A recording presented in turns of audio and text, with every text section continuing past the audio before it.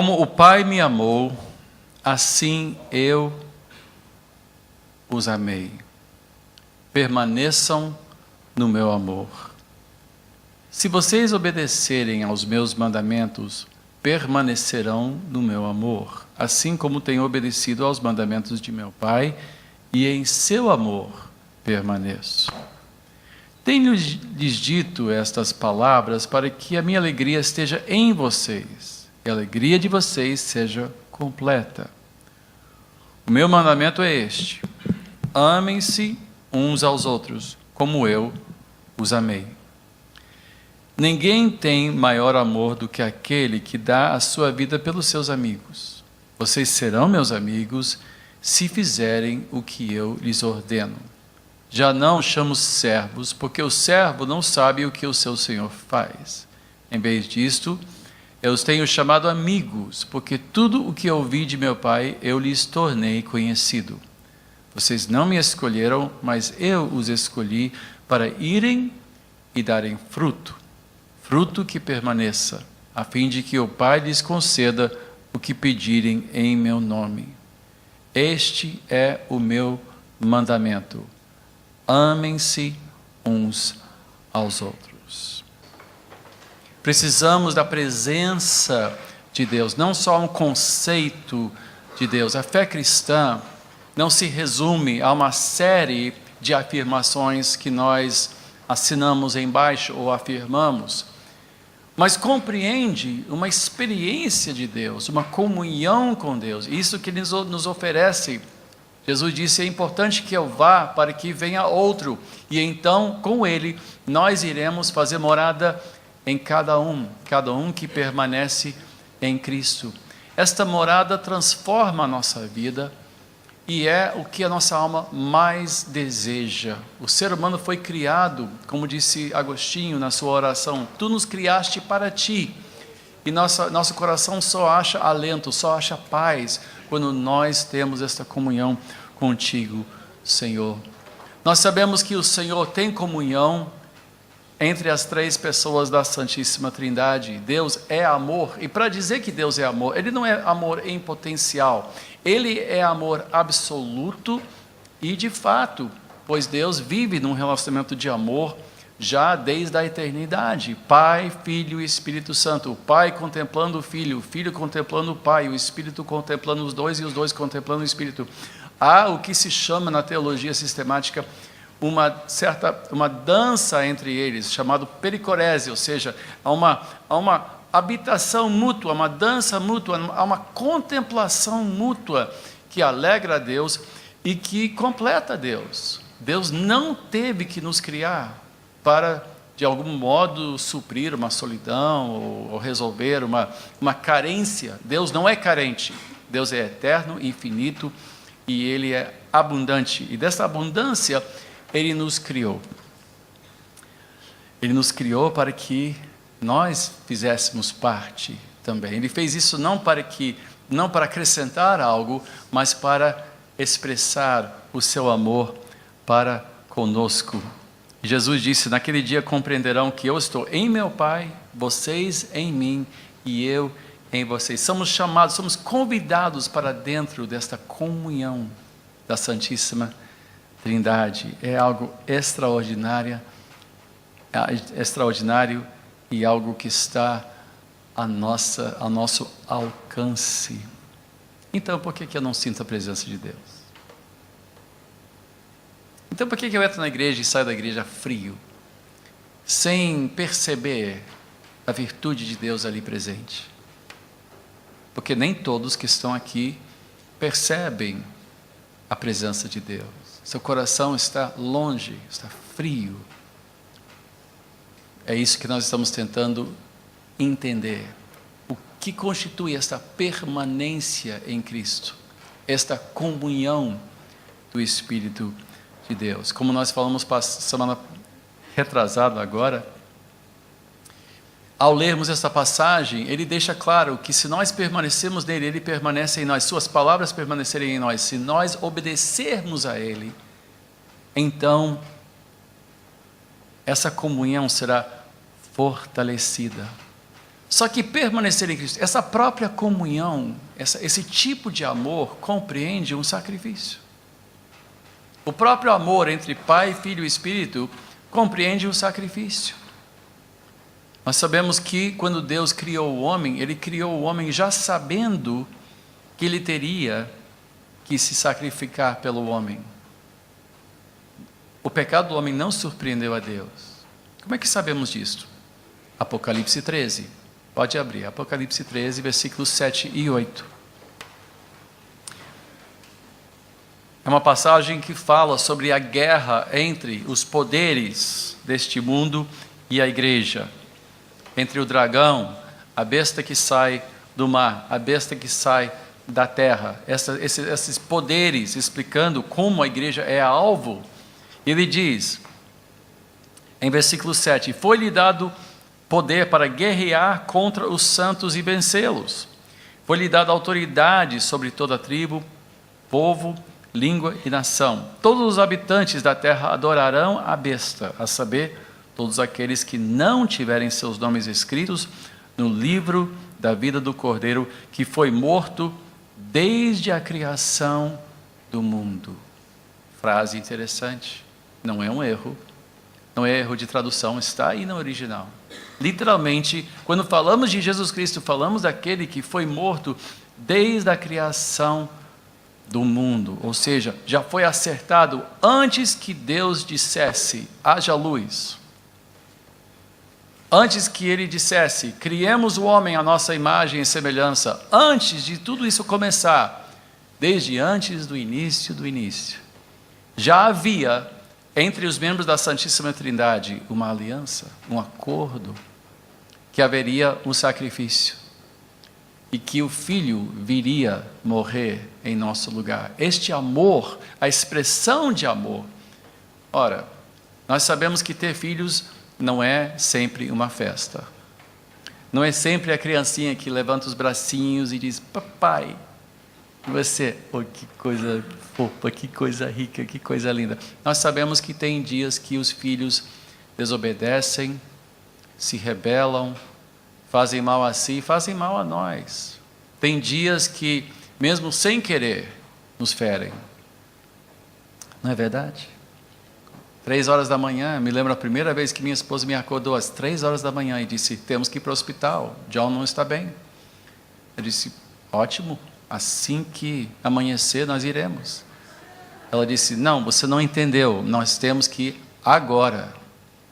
E eu olhei para ela e disse, fala sério? Eu não sei, eu acho que eu não me lembro do trabalho que eu dei aos meus pais, mas não me entrou na minha cabeça que ter um filho iria compreender também uma emergência dessas. Mas Deus não foi surpreendido por nós. Nós sabemos que desde o início, Ele já sabia, já nos conhecia, já sabia o trabalho que nós daríamos a Ele. Esse amor levaria o Filho a pagar um preço altíssimo. Ele teria que negar os seus direitos como Deus. Veja só em Efésios 4, versículo 30. Diz isso com tanta clareza.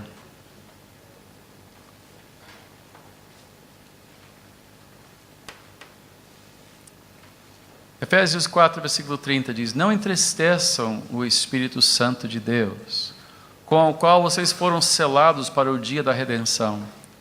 Livrem-se de toda amargura, indignação e ira, gritaria e calúnia, bem como de toda maldade. Sejam bondosos e compassivos uns para com os outros, perdoando-se mutuamente, assim como Deus os perdoou em Cristo. Portanto, sejam imitadores de Deus, como filhos amados, e vivam em amor, como também Cristo nos amou e se entregou por nós, como oferta e sacrifício de aroma agradável a Deus. Ele entregou por nós como um sacrifício e aroma agradável a Deus. Ou seja, essa comunhão entre três pessoas compreendeu necessariamente que o filho se sacrificasse para agradar também o Pai. Ele deu de si. E ele estende isto para nós, assim como nós começamos lendo, assim como eu obedeci o Pai e permaneço no seu amor, me obedeçam e permaneçam em meu amor. Nós também somos chamados para permanecer em Cristo, não como obrigação, mas como privilégio. Que privilégio permanecer em Cristo. Que privilégio contemplar o Senhor. Que privilégio poder sermos amados por Ele e amar a Deus. Meus irmãos, às vezes eu fico tão consternado quando eu penso em pessoas que veem esse tempo com Deus, oração, leitura bíblica, como uma obrigação. Você não entendeu. A palavra de Deus é mais doce que o mel. Os preceitos do Senhor, os caminhos do Senhor, a justiça do Senhor, as palavras são preciosas. Quando eu leio a palavra, quando eu abro a Bíblia, estou abrindo um tesouro, estou abrindo algo que vai me fazer bem, que vai trazer saúde para os meus ossos e que vai alegrar o meu coração. Jesus mesmo disse: eu falei essas coisas para que minha alegria esteja em vocês, sua alegria seja plena. Muitas pessoas veem a vida cristã como uma série de obrigações. Eu tenho que orar 10 minutos por dia, hoje eu só orei 8, estou devendo Deus 2 minutos. Isso é bobagem. Imaginou? Isso não é um relacionamento de amor. Relacionamento de amor é como 2 namorados que ficam aí no telefone até as altas horas. Desliga você primeiro, meu amor. Não, você desliga primeiro, eu não consigo desligar. Não, você desliga, eu não aguento. Eu quero poder falar contigo para sempre. Respire aí. Oh, que sopro maravilhoso. Você lá aí. Um relacionamento de amor é algo que só a contemplação um do outro, não é? Você vê aqueles casaizinhos que ficam lá no restaurante sentados olhando assim um para o outro, assim todo, oh, meu amor, oh, meu gatão, oh, meu chuchuzinho, meu docinho de coco, não sei o quê. E fica olhando e todo mundo fica assim,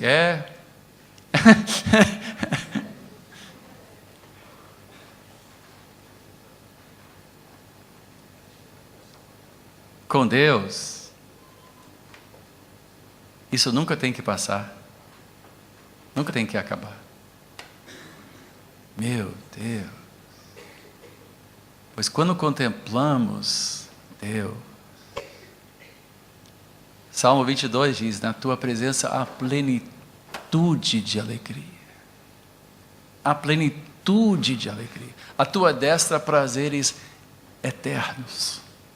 Eternos, nunca acabam, nunca mingua, nunca se esfria. Nós nos esfriamos, por quê? Porque nós pensamos coisas do mundo, nós nos voltamos para o mundo e tentamos manter Deus como se fosse assim uma espécie de válvula de escape. Qualquer coisa, valei-me, Senhor. Mas a gente tenta viver a nossa vida fazendo da nossa comunhão com Deus uma espécie de apêndice, em vez de ser o centro da nossa vida.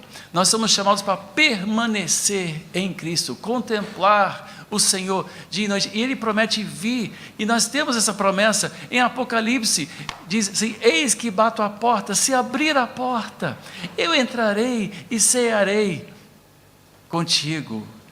Quantos não precisam beber novamente da presença de Deus? Mas como?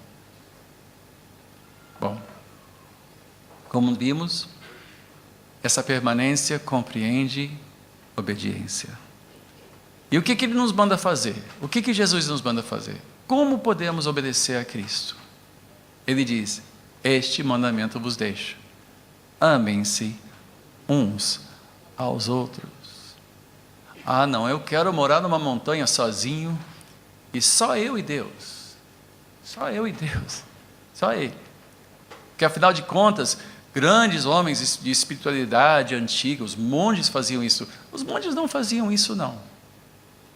Muitas pessoas compreendem mal o movimento monástico. O movimento monástico foi inspirado por pessoas que queriam sair da cidade, especialmente da igreja, que tinha se corrompido pelo seu envolvimento com o Estado e tudo. E eles saíram para formarem comunidades.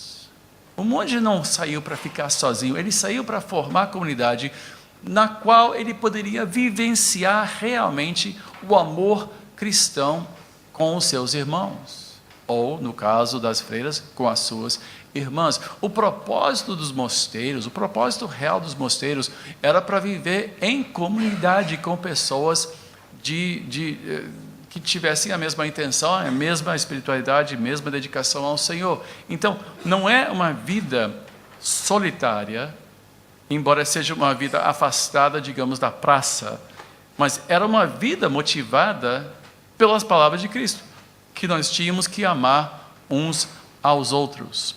E não pensem que essa vida de mosteiro sempre foi um paraíso. Nós vemos em certas histórias de certos monges, certas freiras, inclusive Teresa de Lisieux deu um exemplo de uma freira que acabava com a paciência dela. Era uma freira tão horrível, tão má. Tem freiras más. Que ela escreveu, ela tem um livro chamado A História de uma Alma, e ela disse que essa freira torturou ela, e ela fez questão de amar esta freira, de fazer bem e de ser longânima com essa freira. E quando Teresa morreu cedo, aquela freira má, ao lado do caixão, foi registrado que ela disse: essa menina me amava tanto. A freira achava que ela era predileta de Teresa, mas não era. Era que ela mais desgostava, digamos, mas ela procurava amar como Cristo amou, dando de si, se sacrificando, fazendo com que a outra se sentisse amada. Agora, quando falamos do amor de Deus, e hoje nós estamos ouvindo muito falar essa palavra, o amor venceu, o amor. O que é esse amor? Não é? O que é amor cristão? Nós achamos a resposta, surpreendentemente, no livro de Romanos capítulo 12. E nós vamos ler 21 versículos, os primeiros 21 versículos de Romanos capítulo 12. E vamos ver algumas frases aqui que refletem, que são ecos do que Jesus falou.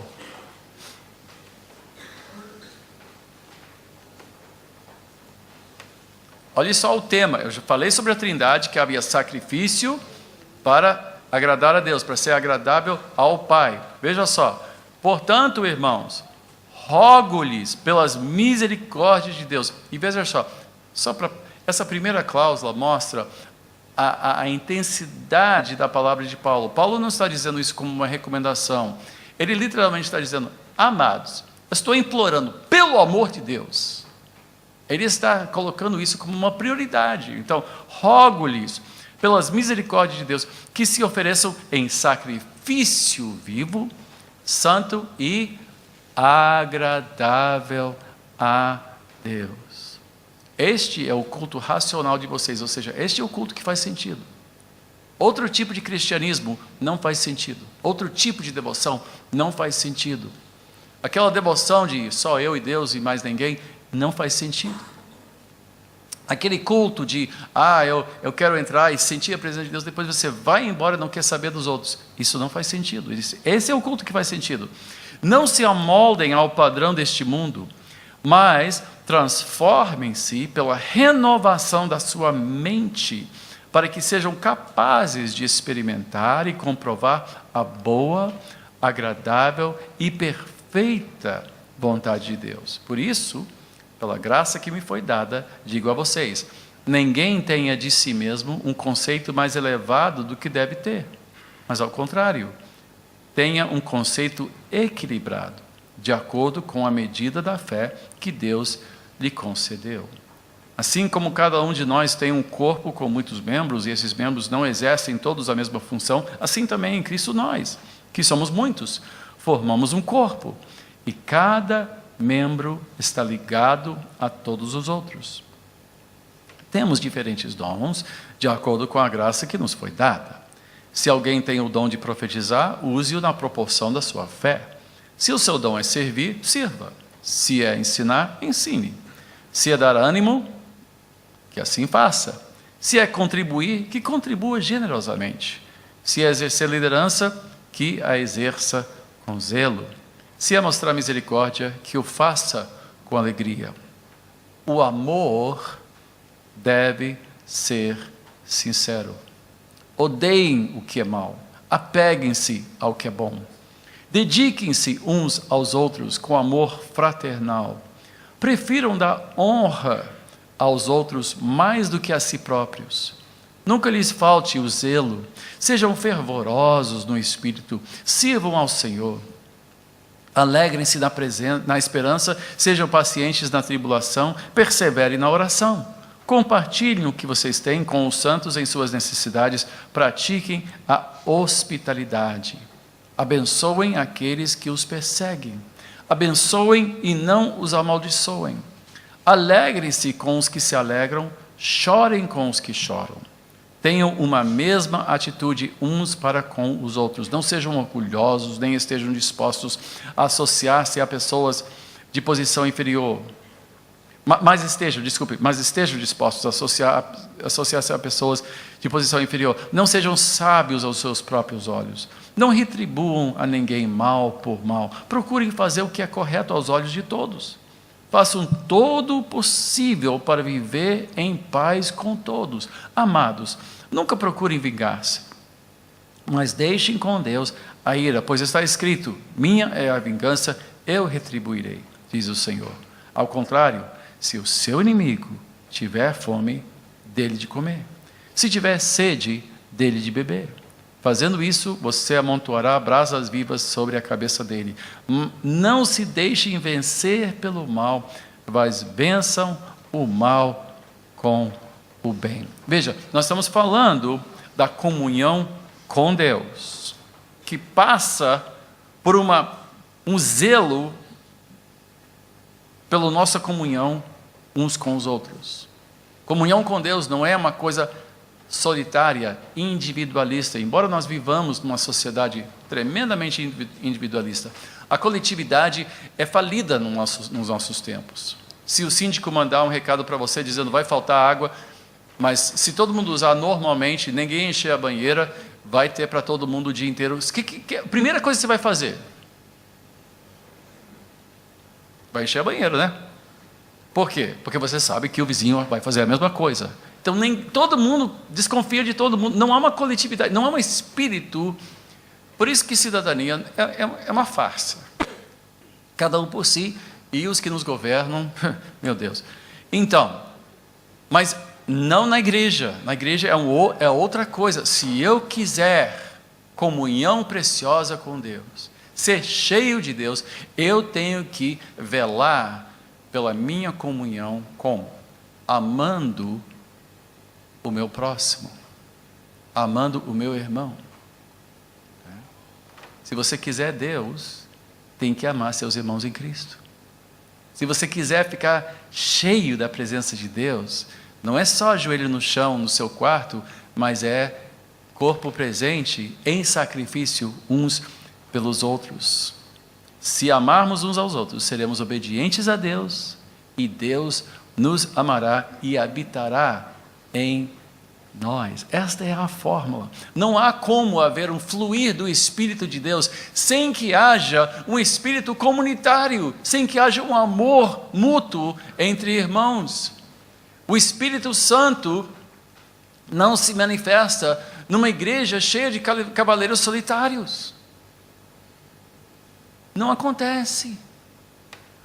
O que motiva esta série de mensagens, desde o dia de Pentecostes, é de nós voltarmos a falar sobre o mover do Espírito Santo, sobre os dons do Espírito Santo. E eu quero chegar logo a falar sobre os dons do Espírito Santo para nós reavivarmos isso entre nós. No entanto, nós não podemos examinar os dons do Espírito Santo sem que nós entendamos o que realmente constitui a presença de Deus em nós.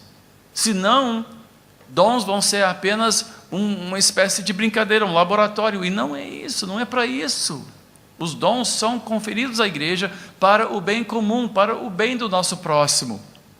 O mover do Espírito Santo não é só para nos promover um enlevo, uma emoção, um arrepio, absolutamente. É para fazer de nós um corpo que manifesta a glória e a presença de Deus coletivamente. Deus constitui um povo. Em Efésios 2 diz que ele constituiu Cristo, depois de tudo, depois de ele ter passado pelo sacrifício, ressurreição e agora na glória, Cristo foi dado à igreja, que é o seu corpo. E se nós agirmos apenas como indivíduos espalhados e sem nenhum nexo, nenhum elo entre nós, então não somos corpo. E nós vemos vez após vez nas Escrituras essa afirmação que nós não somos indivíduos, nós somos parte de algo. O mundo pensa de uma certa maneira, né? Mas nós somos admoestados para renovar a nossa mente. Romanos 12, 1, que acabamos de ler. Nós temos que renovar a nossa mente para poder provar a boa e perfeita, agradável vontade de Deus. Primeiro, a fé tem um correspondente físico. A fé não é só uma apreensão mental, um modo de pensar, mas adentra nossa vida de uma maneira muito prática. Mexe com o nosso tempo, mexe com o nosso dinheiro, mexe com o nosso esforço, mexe com o nosso convívio, porque convívio é sempre físico, não importa o que o Facebook nos diga. Tem pessoas que chegam para mim, eu estive nessa igreja semana passada, pessoas chegaram para mim dizendo, eu sou seu amigo. Como assim? Não, na Facebook. Eu disse, não, na Facebook você é assim, desse tamaninho. Eu não posso me relacionar com um avatar,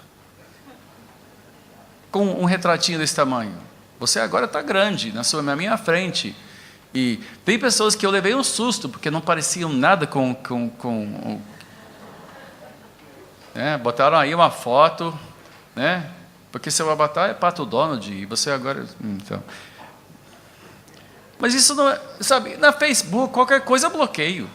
Ontem eu bloqueei um monte de gente, porque estavam discutindo os assuntos da semana, né? E quando eu falei, pessoas começaram a dizer que eu era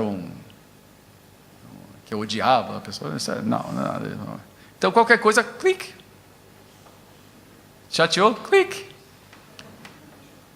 Mas tenta fazer isso com o seu vizinho agora. Olha para ele, clique. Ele vai ficar, não muda. Está aí, corpo presente. Quando a gente está corpo presente, não tem escolha, né? Diga para o seu vizinho, eu sou seu irmão ou irmão infiel. Sou seu irmão, ou sou sua irmã, tem que me amar. Tem que me amar. Não tem jeito, não tem como fazer clique. Funciona não, corpo presente. Mexe com a nossa vida física, nosso tempo, nosso esforço, nossa disposição. Invade a nossa vida, ok? O mundo quer algo que quer um controle remoto sobre a vida. Quer poder controlar tudo. Na igreja não. Na igreja você está exposto. Você está, de certa forma, em perigo de ter que pagar um preço aqui. Mas é isso. Tem que mudar seu modo de pensar. Tem que também ter um modo equilibrado de enxergar a si mesmo. Um conceito equilibrado de si. De acordo com a medida de fé que Deus lhe concedeu. Ou seja, não importa quem você seja lá fora, não importa se você tem muito ou pouco dinheiro, não importa, olhe, às vezes pessoas chegam aqui e dizem, você sabe quem eu sou? Eu disse, não sei não. Aí fico meio assim, não sabe quem eu sou? Não sei não. E não importa, pode ser quem você seja, aqui não tem lugar guardado para ninguém. Chega e vai sentar na medida da ordem de chegada. Não tem lugar reservado para VIPs. Nessa igreja não tem VIPs. Nós estamos aqui porque a medida que é medida a cada um de nós é a fé que nós temos em Cristo Jesus. Cada um aqui, sua condição aqui é determinada por Cristo e não pelo que você fez ou deixou de fazer, pelas pessoas que conhecem você, se você é famoso ou não é famoso. Não importa. A igreja não é lugar para essas coisas. Não podemos fazer acepção de pessoas na igreja. Esse é o modo essa maneira que o mundo pensa sobre as pessoas. Aqui nós temos que ter uma outra maneira de nos enxergar. né? Essa história de você sabe com quem está falando, eu sou um pecador salvo pela graça de Cristo Jesus. E quando eu estou aqui dentro, essa é a minha condição junto com você. Existe uma hierarquia funcional na igreja, claro, né? Existe uma hierarquia, tem pastor, tem bispo, tem diácono, mas isso é só para as coisas funcionarem direito. Cada um é chamado para fazer a sua parte, não é? Mas perante Deus, nós todos somos absolutamente iguais. Isso não é democracia, isto é a graça. A graça nos reduz todas as nossas expectativas humanas para zero, a entender que nós somos pecadores destinados ao inferno, a não ser que Cristo nos salve. Isso não é democracia, isto é teocracia. Aqui Deus manda. Diga para o seu vizinho, aqui quem manda é Deus. É Ele que confere a pessoas que procuram, de alguma maneira, robustecer sua autoimagem. Minha autoimagem, meus irmãos, sem Cristo, é péssima. É péssima. Eu tenho uma capacidade de destruir a minha vida assim como você. Tenho minhas falhas, tenho os meus pecados, todos nós temos. Não existe nem... Todos nós somos vasos de barro, não tem vaso de prata, não tem vaso de ouro, não tem vaso de... Todos nós viemos do pó e ao pó nós voltaremos. A única medida que nos qualifica a chegar a esta mesa, a chegar à ceia do Senhor, é a graça de Deus. Não há outra. Não há outra medida.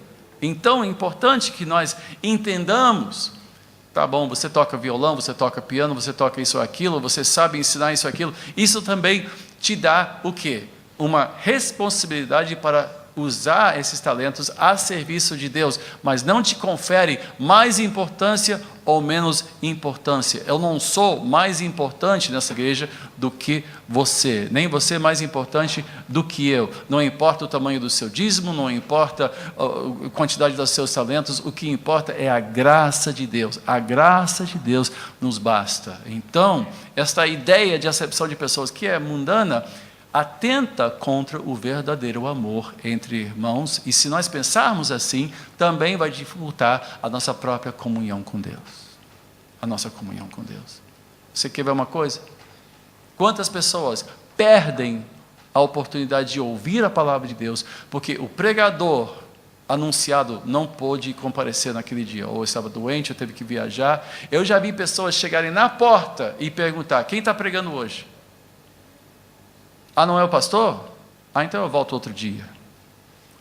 Estão fazendo acepção de pessoas, estão fechando suas vidas para a possibilidade de Deus falar por meio de outro instrumento.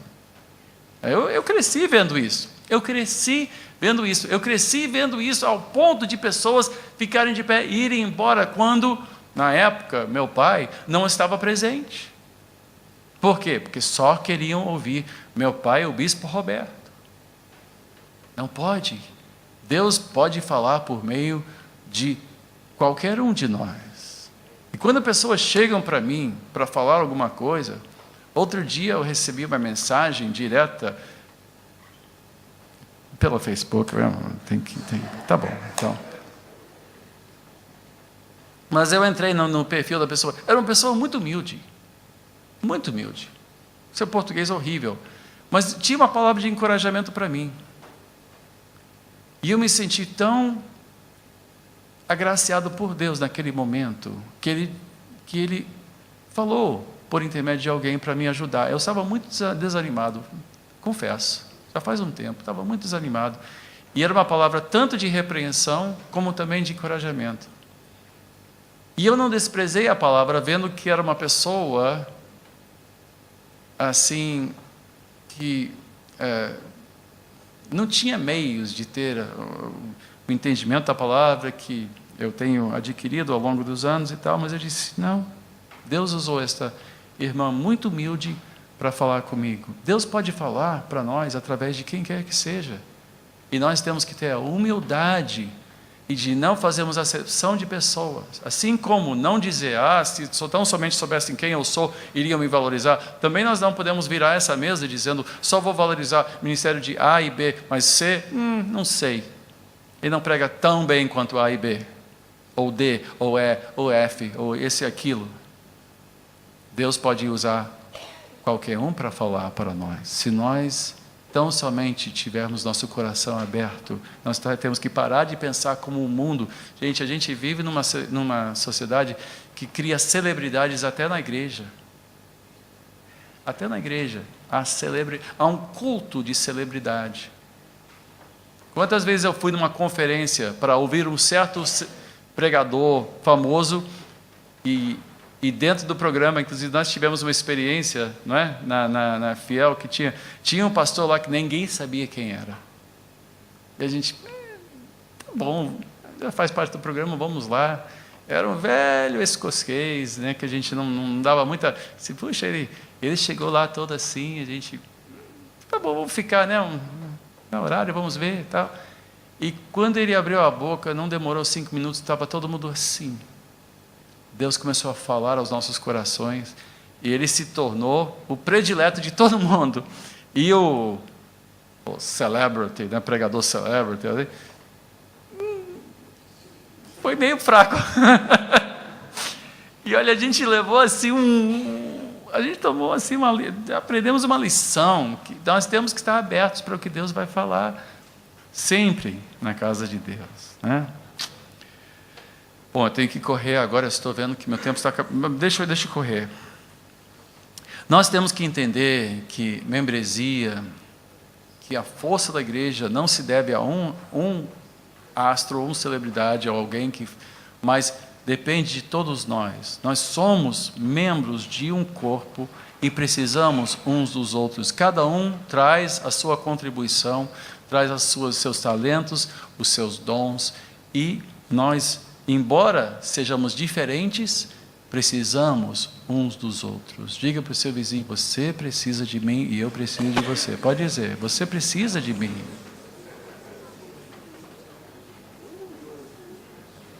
Precisamos uns dos outros.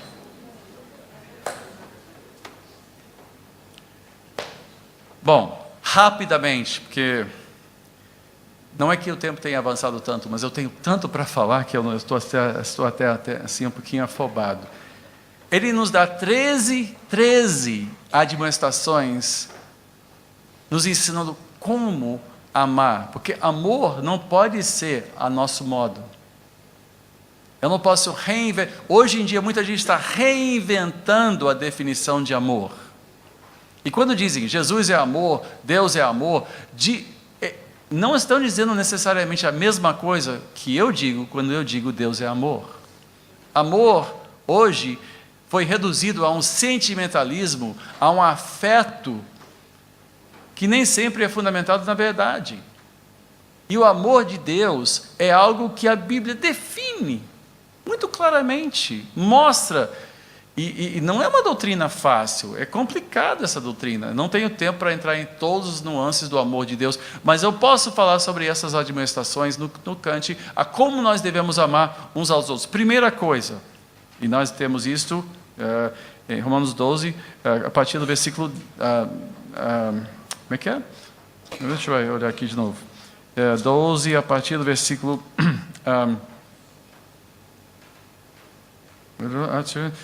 Ok, versículo 9, a partir do versículo 9. O amor deve ser sincero. Qual é a palavra que ele usa? Anipócritos. Anipócritos é uma palavra grega fantástica.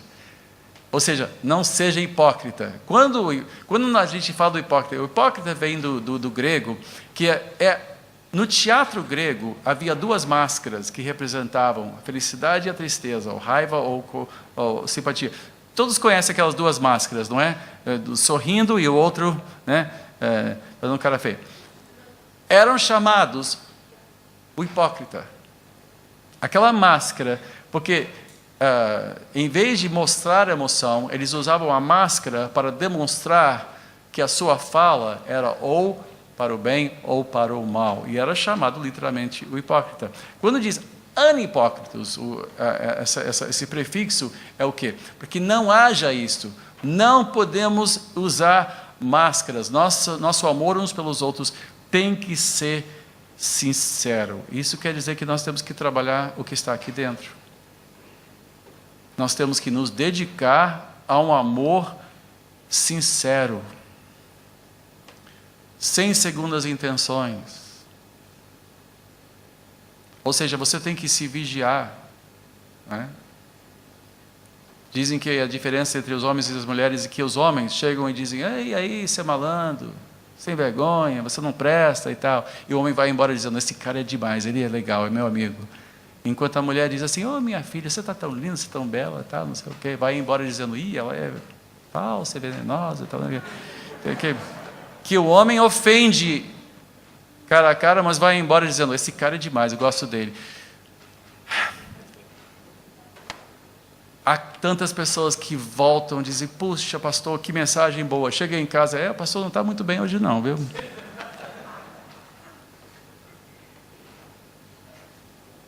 Ou chegam aí, e lá vem aquela pessoa complicada: oi, minha irmã, como é que vai e tal, né? Mas lá dentro você está julgando, você está, sabe?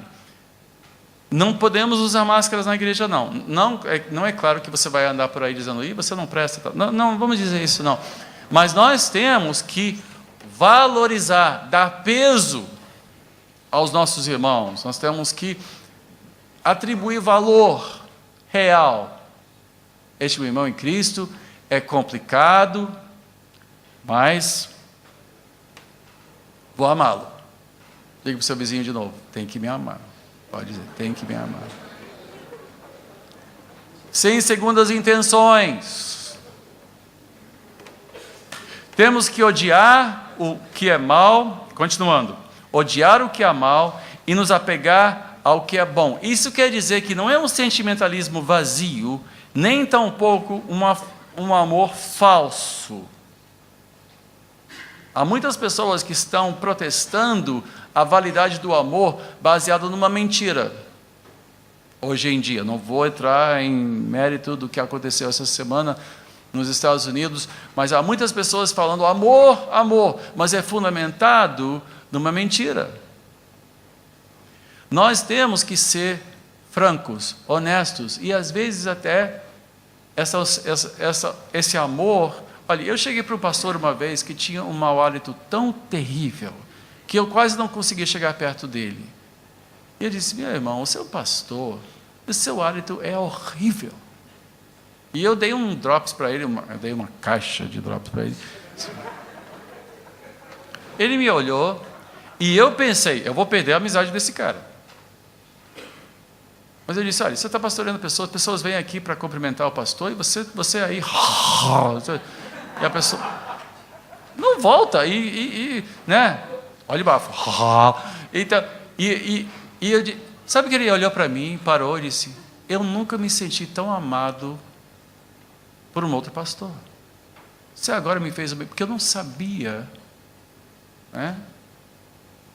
E especialmente quando a gente começa a ficar, assim, os anos passam, não sei porquê, mas a gente fica mais velhinho, o hálito tem que trabalhar mais, né, para manter o hálito legal. E a gente tem que, não é que a gente vai saber, agora não use depois do culto indo para lá: você mau hálito, né? Não vamos, mas há momentos quando a gente tem que dizer: meu irmão, não é por amor, a gente tem que chegar para alguém e dizer: poxa, não precisava falar assim. Ou seja, não vamos ser falsos, não vamos ser hipócritas, e vamos falar a verdade em amor, odiando o que é mal, ou seja, não sendo coniventes com o mal. Amar alguém não é ser conivente com o mal que essa pessoa está fazendo. Quantas mães dizem: eu não posso corrigir meu filho porque eu amo meu filho, né? Mas se não fizer isso, se não corrigir seu filho, se não botar parâmetros, se não aprender a dizer não, seu filho vai crescer para ser um monstro, se já não for. Porque crianças sem barreiras, sem parâmetros, sem limites, são monstros, são monstruosas. São monstruosas. Então tem que... Gente, hoje em dia o que rege a criança é: eu quero, né? Nós estamos agora trabalhando no meu neto, que a gente disse assim: não pode, mas eu quero. Ele chegou na minha casa outro dia: quero melancia. Eu disse: não tem. mas eu quero. Eu disse, não importa se você quer ou não quer, não tem. E ele, sabe, o conceito de que não tem ou não pode, ainda é um conceito que ele está tentando aprender. E nós estamos tentando ensinar, os pais dele estão tentando ensinar o dia inteiro, a noite inteira, há crianças que aprendem com muita facilidade, e tem outras crianças que demoram muito a aprender, e alguns de vocês ainda não aprenderam até hoje. Mas há coisas que pode e não pode, e nós temos que chegar e dizer, não pode. E muitas vezes nesse convívio, a gente acaba descobrindo certas coisas que precisam de alguém amoroso, que pode chegar e dizer, meu irmão, não é bem assim não. Assim também não convém. E pode ser uma coisa sutil, pequena, pode ser uma coisa muito grave, né? Tem pessoas que não têm controle sobre o seu temperamento e explodem a qualquer momento. Já aconteceu aqui, de um irmão que chegou, explodiu, né, com um dos nossos introdutores. Eu cheguei e disse, meu irmão, peraí, agora você errou. Não é assim, você não chega aqui batendo em todo mundo, reclamando de tudo. Peraí, não é assim. Você não está nervoso, você está nervoso, né? Em vez de todo mundo se calar, a comunhão dos santos envolve um amor baseado na verdade. E não é só sermos coniventes uns com os outros. Eu tenho que correr. Com dedicação, honremos uns aos outros. Temos que mostrar respeito, gentileza, etiqueta. Etiqueta. Etiqueta não é ética, é o quê? São aquelas coisas que fazemos para, né, para honrar uns aos outros. Gente, eu já estive em churrasco com crentes, graças a Deus não aconteceu aqui, mas todo mundo cotovelando uns aos outros para chegar na mesa. Eu disse, meu Deus, nós estamos aqui, onde estamos aqui? Sai da frente. Ao ponto de senhoras aí com a bolsa aberta, já pegando, né, os quitutes. Assim, meu irmão, poxa. Você não tem amor? Tenho sim, mas é um amor baseado na verdade. A verdade é que você está tirando dos outros para você levar para casa e comer depois. O que é isso? Sempre tem, né? Alguém, né? Temos horário, temos palavra. Meus irmãos, a gente chega na igreja por uma questão de honrar uns aos outros. Chegamos na igreja na hora para honrarmos uns aos outros, porque quando alguém está começando a louvar e outro está vindo, passando por cima para achar lugar, isso interrompe, isso é uma falta de respeito mútuo. E talvez você não goste de ouvir isso, mas quem chega tarde na igreja sempre é mal criado. Não gostou? Então ache uma igreja que gosta disso, mas aqui nós reconhecemos que chegar na hora do culto é uma questão de respeito, não só pela casa de Deus, mas pelo seu próximo. Alô? Amém? Eu sei que trânsito é assim e tal, e que você não achou a escova de dentes e não sei o quê, mas todo domingo, desculpe, se você chega atrasado todo domingo, eu não respeito isso não.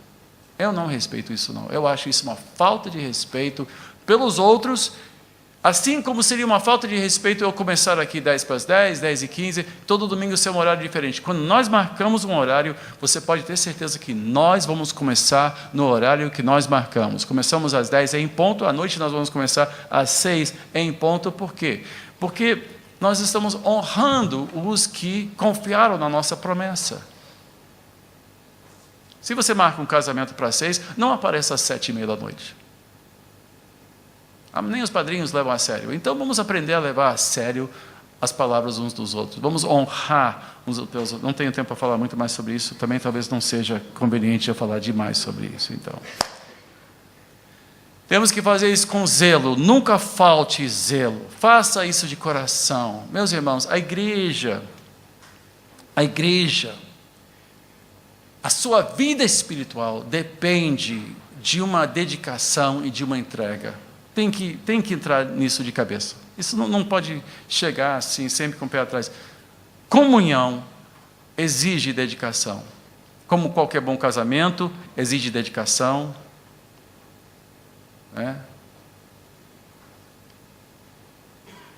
como qualquer amizade exige dedicação. Amizade também é algo para o qual nós temos que nos entregar, alegrando-nos na esperança, pacientes na tribulação e perseverando em oração. Oh, meu Deus! Sem oração, amados irmãos, não há como ser espiritual. Não há como conviver. Não há como um casamento sobreviver. Não há como uma igreja sobreviver. Se nós não orarmos, se nós não pedirmos ajuda do alto, se nós não tivermos a ajuda de Deus, se depender somente de nós, nós somos complicados, nós somos difíceis. A igreja é inviável sem o milagre. E milagres acontecem mediante oração. Não são boas intenções. Quantos casais, todo mundo que sobe naquele altar e faz os votos e troca alianças, está fazendo isso com a melhor boa vontade. Boa vontade não garante longanimidade de um casamento. Quando aqueles noivos fazem aqueles votos, a gente ouve aquele, né? Eu empenho minha honra, aquelas coisas todas, agora não sei de qual, mas não me ocorre. E todo mundo fica emocionado. Que coisa linda. Oh, meu Deus do céu, o amor é lindo. Eu estava ouvindo outro dia sobre o casamento que gastaram não sei quantos, centenas de mil de não sei o que, e foi uma festa e tal. Há um ano atrás, estão separados. Então a festa valeu o quê? Gastou. O pai deu a escolha. Ou eu compro um apartamento para vocês, ou pago a festa. Escolheram a festa. E agora? E agora? Não é por falta de boa vontade. Boa vontade não estabelece e não mantém o corpo de Cristo. É oração. Nós precisamos de um milagre, porque sem a virtude de Deus agindo em nós, a comunhão é inviável. É inviável.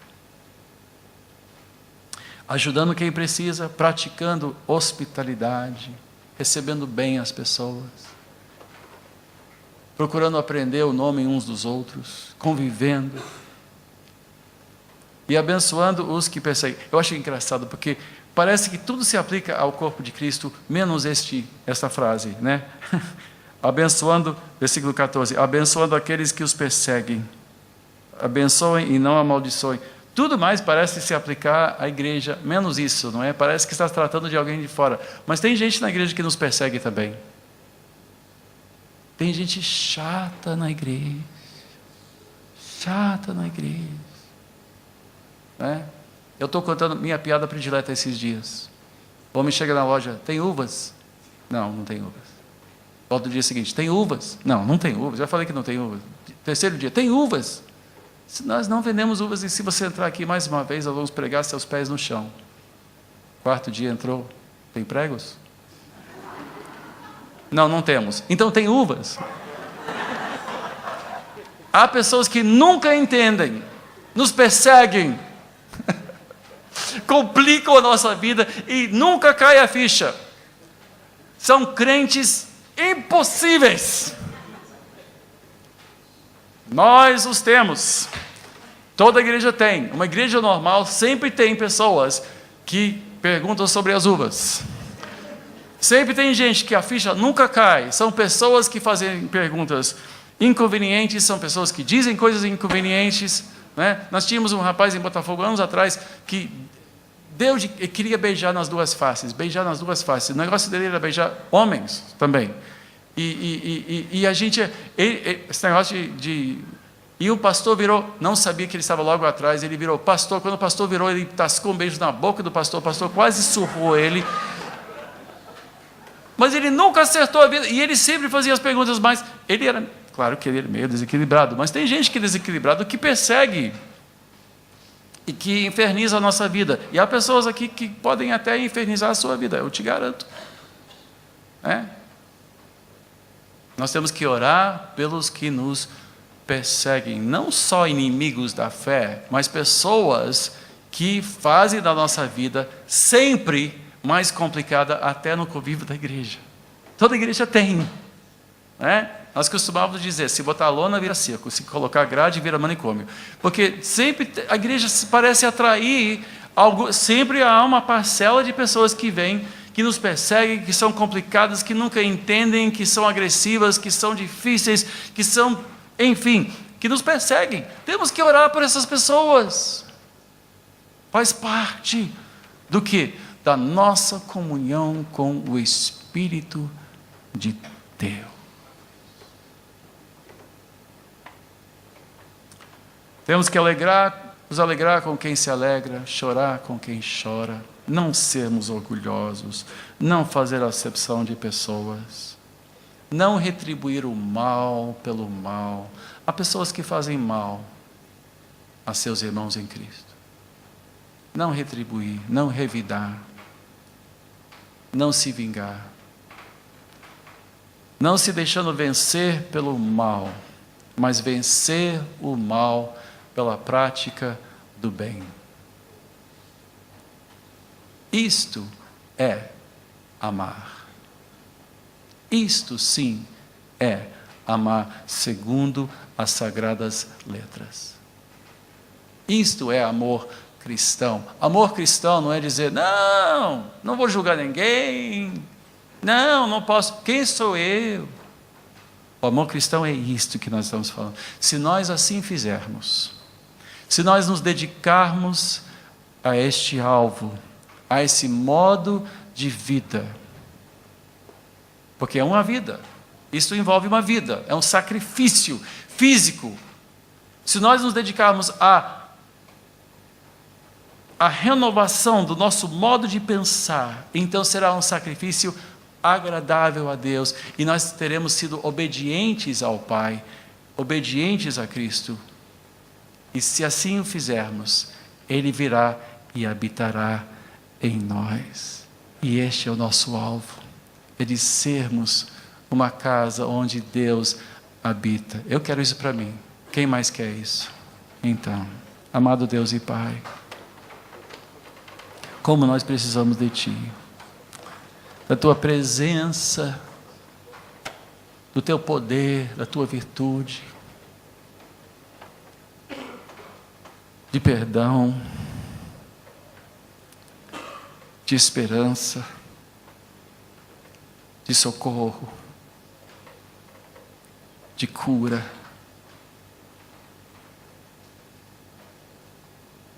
de profecia, de discernimento, da fluência dos dons espirituais entre nós. Pai, recebemos a Tua palavra com gratidão. Em o nome de Jesus. Amém.